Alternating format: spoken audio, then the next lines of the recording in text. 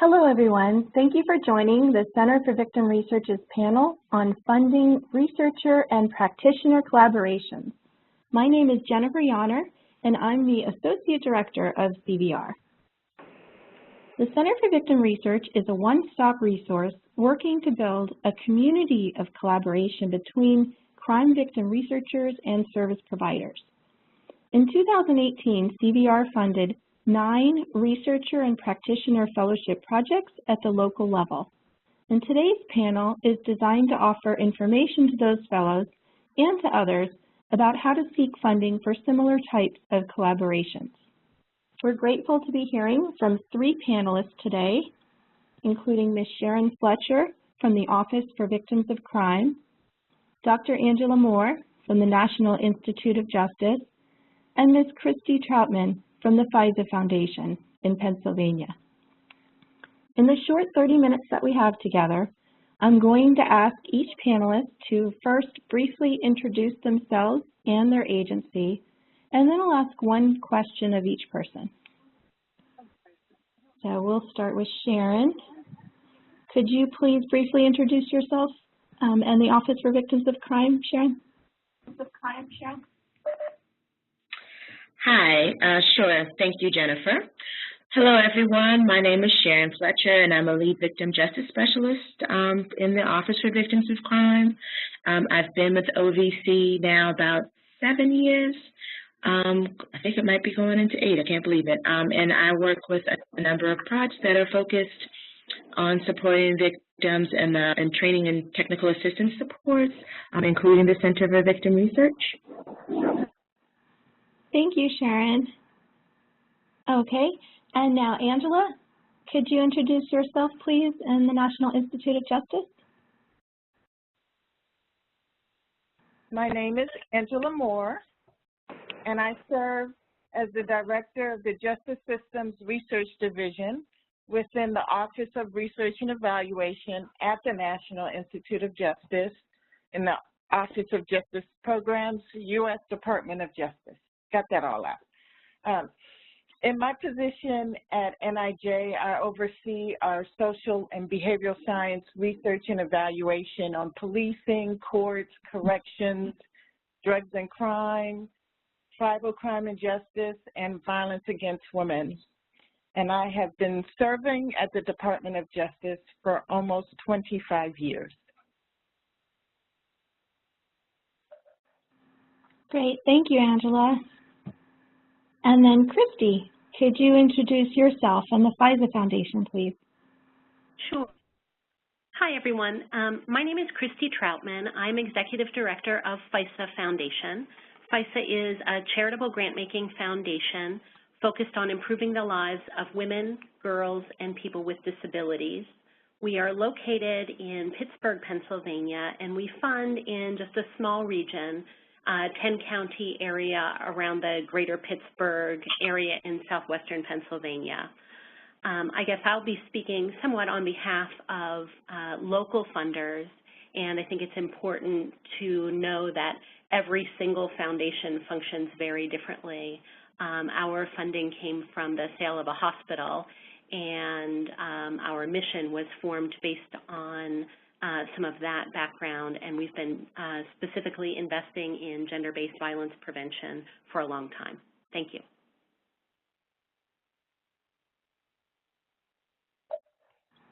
Great, thank you so much, Christy. Thank you all, and we're going to get started now. So my first question is for Sharon. What are some of the ways in which the Office for Victims of Crime values and supports researcher-practitioner collaborations?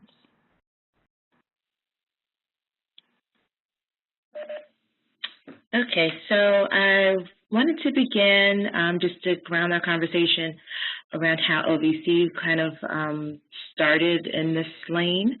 So back in 2013, we published our Vision 21, Transforming Victim Services Final Report. I hope people are familiar with it because we've been talking about it ever since. So the report basically was OVC's first opportunity since the victims' rights field kind of got started, a movement got started, and since our office got started in the late 80s, this was our first opportunity to take a comprehensive review across the victim service field, which had grown substantially at that time, and really look at the needs across the field. And what we found is that there was a substantial disconnect between service providers and the research and evaluation world. So we definitely saw the importance of improving those connections. And so and we also had some additional learning going on at the same time through another project, a Bridging the Gap project that we had gone through with some other partners in the field, both in justice and in the field generally. And it all kind of came to the same conclusion. It just supported the need for us to improve those connections between service providers and the research and evaluation world. So that thinking is what went into our starting and establishing the Center for Victim Research back in 2016. Which of course is what brings us here this afternoon for this conversation. And so we really understand that, came to understand the importance of having the CVR out in the field to help us make those connections and provide supports to the field so that they can improve their understanding of the need to be connected and aware of research and evaluation. So one of the main ways outside of the CVR that we've been focusing on improving research practitioner partnerships is, of course, with our grant funding, because we are a granting agency. So in our discretionary programs, particularly in some of the projects that are providing new supports for new areas of service for victims, we've been very intentional about ensuring that applicants are required to partner with local evaluators and research partners. We think we found that it's very important, again, for the service providers to have a better understanding of the importance of data and making sure that we're having logic models and really being focused on keeping the data necessary to conduct a program evaluation, so that they know when they're best tracking what services are being provided and how those services are received by victims, and then also their ability to participate in larger evaluation efforts. With our formula funding, which is the bulk of funding that comes out of OVC, through our state formula grants that are focused on providing or supporting victim assistance and victim compensation, we've really been very focused and intentional in increasing performance management across our formula grant programs. We have what we call our performance management tool, which has been updated and really not just system-wide, but our performance measures themselves have been updated and revised to provide more consistency from state to state. The information and data that we've been collecting previously was pretty outdated, so we hadn't really looked at it for at least a decade or more, so it was definitely time for us to improve that knowledge and really focus on making sure that our states were able to, again, get the data necessary to perform their own program evaluations and participate in larger evaluations of their services. One thing, just a caveat in case, just kind of speak to the issue that or the hurdles that we're trying to get around. So our VOCA statutory requirements have always had a prohibition against funding program evaluation. So that's kind of been the reason behind the whole divide.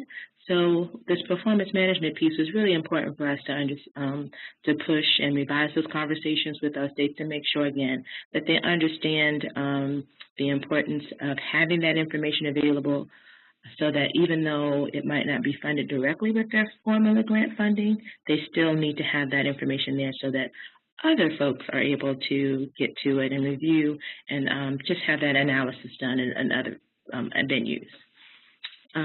Through our OVC's training and technical assistance efforts, again, we're trying to be much more intentional and focused on providing avenues to support research and practitioner partnerships.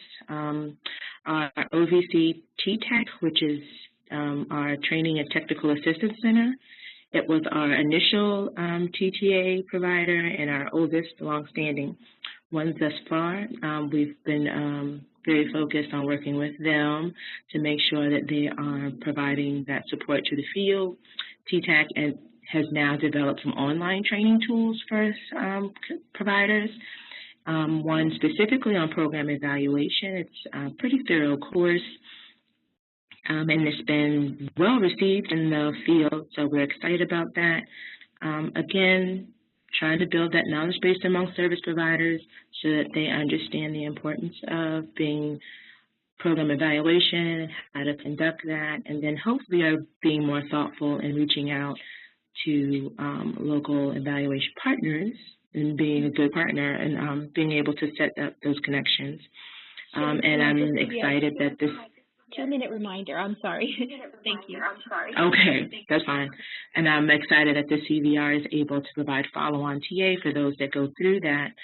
And then through our State Victim Assistance Academy TA project, or SVAA, as well as a few others, but specifically with SVAA, they have an advisory board that works with the academies that they are supporting and that focus on training service providers across the country. And our CVR is on that advisory board and working with those professionals and providing that leadership.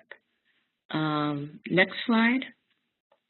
So 2 points before I go. So one way OVC is modeling the importance of research practitioner partnerships is through our OVC fellowship programs, which are competitively selected. So we have fellows that have experience in the field and working with a number of victim populations, from human trafficking to mass violence to male victims or victims of sexual assault. And we have those fellowships. They're 3-year fellowships. We offer them every other year or so. But we have them in-house, and they've been very helpful in making sure that we are aware of what's going on in the field and having that connection so that we are just keeping our ears to the ground to find out what's happening in the field as we move forward with our planning efforts and supports to the field. And then lastly, through our partnerships on the federal level, we're supporting research and practitioner fellow partnerships through our partners with the Bureau of Justice Statistics and NIJ, and we provide funding, transfer of funds to them on a regular basis, on an annual basis rather, to support various efforts such as our National Crime Victim Survey and some support to NIBRS for BJS, as well as funding to NIJ to do some national level evaluations of our programs. They've been wonderful partners in helping us think through a number of national evaluations of projects, such as Supporting Male Survivors of Violence Initiative, which is focused on increasing support for male crime victims. And they were helpful in providing us, or supporting us in selecting through their granting a national level evaluator for that initiative. So they've been just very good partners with us in thinking through how we can improve our own programs, as well as us providing some funding for areas of need across victim research that they've helped us become aware of. So that is the end of I'll turn it back over to you, Jennifer.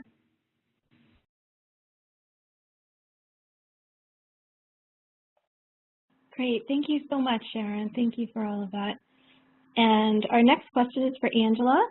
How does the National Institute of Justice value partnerships between researchers and victim service providers in the research efforts that NIJ supports?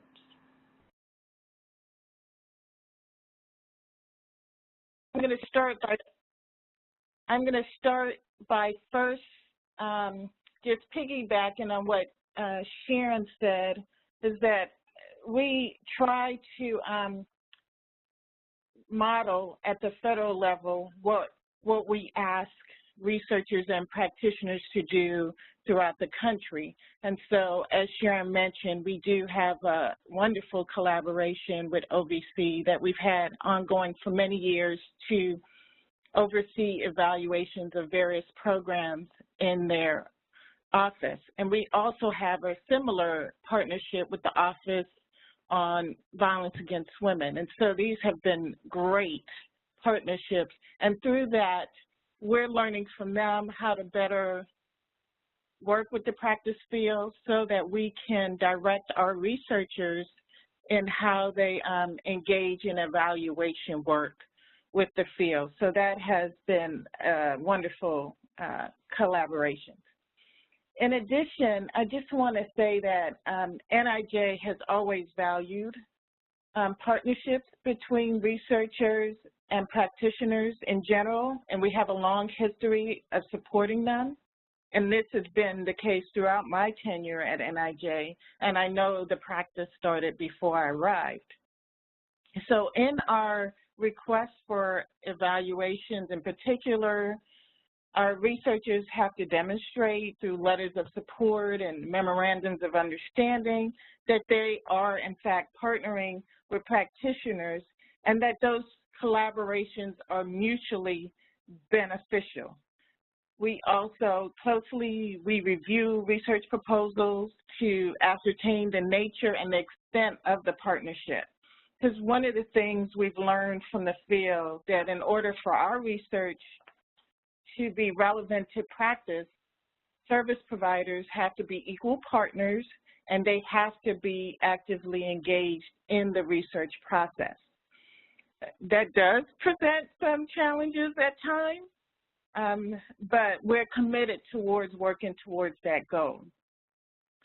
We have supported a variety of different collaborations throughout the research topics that we cover. I mean, we've had in the past locally initiated research partnerships which dealt with policing. We had a corrections and law enforcement program, but most recently through our researcher practitioner partnership program, we've supported a number of partnerships between researchers and victim services providers. And a hallmark of that program was for the team to provide a report, and that was independent of the research, that described the nature of the partnership and the lessons learned. And that really is helpful information to us so that as we continue to support partnerships, we can better direct the research community in terms of what we learned from partnerships that really was successful and those things that did not work so well. So in addition to the work we're doing at the federal level, so to speak, with our colleagues within the Justice Department and other federal agencies, we do a lot of collaboration with the Centers for Disease Control and Prevention and other HHS offices. We also have specifically supported partnerships with victim service providers through our Violence Against Women program. And again, Sharon mentioned some examples from OVC. Right now, we actually just let another evaluation looking at a number of different programs that their office is supporting, dealing with, for example, transitional housing and shelter-based housing and other types of victim services programs. And what we're doing with that is to make sure that the programs can be evaluated. So we're starting at the beginning with what we call a formative evaluation, understand the nature of those programs and how they function. And then we will progress over time in phases to see whether or not, you know, we can conduct a full-scale, rigorous evaluation of those particular programs. In addition, I just want to mention, again, with the Office on Violence Against Women, we have a major evaluation of their domestic violence homicide prevention demonstration initiative. and that's going on in a number of sites around the country, and it's truly a collaborative evaluation with the sites, with the researcher, and with OVW and NIJ. And so we have been doing this, and we're learning how to do it better as we go along, and we certainly appreciate the partnerships that we have with our colleagues in OVC and OVW, because we're learning how to better work with the field and how to support partnerships that will advance the work in the victim services area. So with that, I'll stop there. Thank you. Thank you so much, Angela. And then our last question is going to go to Christy. To what extent does the FISA Foundation support researcher-practitioner collaborations, and how can these types of projects distinguish themselves to local funders such as yourselves?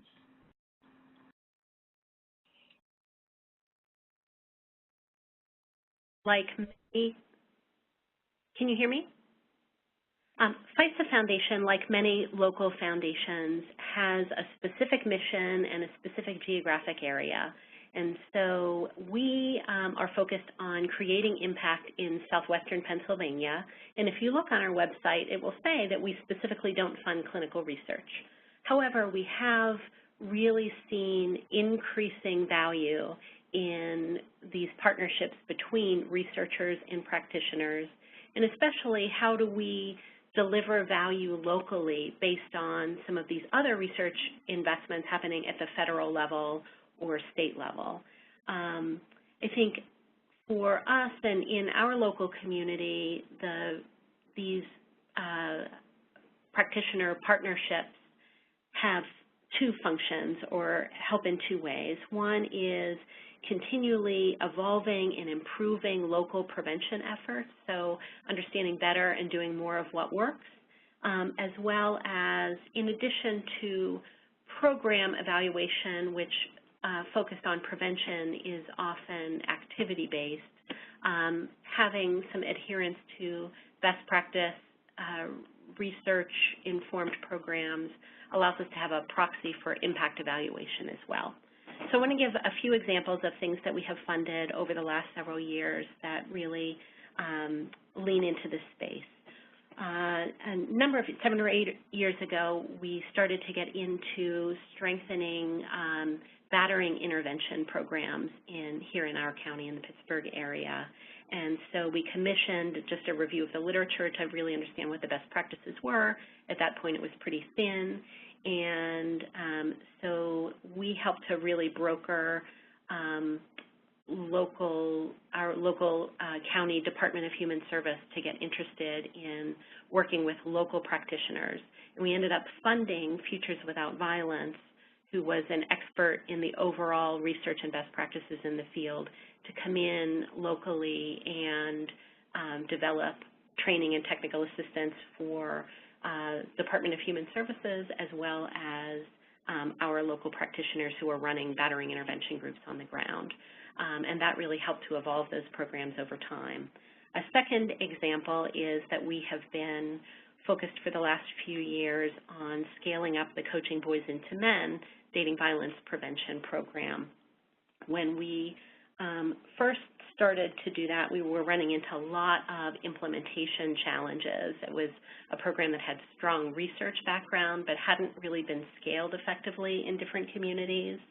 And I would say we've seen the last couple of years a pretty dramatic improvement in creating impact on the ground when we contracted with our local researcher to really connect back in evaluation, technical assistance, qualitative data back to researchers and to funders locally. And we've seen a big uptick in adoption of Coaching Boys into Men, the quality and consistency of the delivery of that program, and its impact and being able to really know that it's making a difference. And so we've become really bigger and bigger fans of this kind of practitioner-researcher partnership, so much so that our local relationships have grown to a degree that at the end of November, we're sponsoring a researcher-practitioner one-day workshop where some of our local researchers who are doing Southwestern Pennsylvania research will be meeting with some of our local prevention practitioners to have real dialogue about what is the research, the emerging research showing about what's working and what's not working, and really having a dialogue with practitioners about what are the implications for their prevention programming on the ground. And so we're excited to see this is research that hasn't been published yet, and so this will be our foray into a next level of that kind of dialogue. In terms of how these partnerships can be best positioned for funding, I would say that we look most favorably upon relationships where the researcher and practitioner have already developed some kind of relationship, and there's a pretty clear line to impact on improving programming on the ground is really what we look for. So kind of a pull from the field as opposed to push from the researcher kind of approach. And that we would want to make sure that the goals and activities that were outlined in the proposal were really bottom line about improving programming on the ground and not sort of report generating, although certainly reports are often a key deliverable within that. One of the things we've found is that when research is not already deeply connected in with practitioners, that the translation doesn't work nearly as well. And so we would look to see that through sometimes letters of support or joint applications for funding, or I would say oftentimes it would be the practitioner on the ground who would be applying and subcontracting through to the researcher so that it's really rooted in improving practice. Thank you. Wonderful. Thank you so much. So thank you, everybody, for joining our meeting, and especially to the distinguished panelists for sharing their knowledge and experience with all of us. If you have any questions or you want further information about this panel, please visit our website at www.victimresearch.org to find out more information about CVR's funded fellowships, as well as tools and tips for successful collaboration in the victim services field. This concludes our 30-minute panel, and we hope you all have a wonderful day.